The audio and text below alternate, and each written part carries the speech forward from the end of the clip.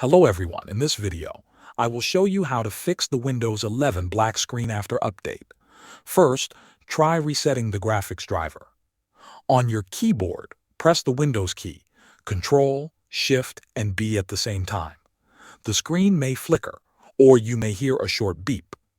This refreshes the display driver and often brings the screen back. If that does not work, unplug all extra devices from your computer. Remove USB drives, external hard disks, printers, and any other accessories.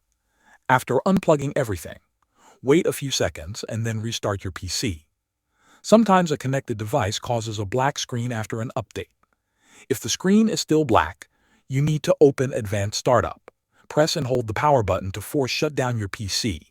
Turn it back on, and as soon as Windows starts loading, force shut it down again. Do this 2 or 3 times. On the next start, Windows should show the recovery screen. From there, select Advanced Options, then Troubleshoot, then Advanced Options again, and choose Startup Settings. Click Restart. When the list appears, press F4 on your keyboard to boot into safe mode. Once you are in safe mode, you can uninstall the recent Windows update from the update history. You can also run System Restore and choose a restore point from before the update. After this, restart your PC normally and check if the black screen is gone. Thanks for watching.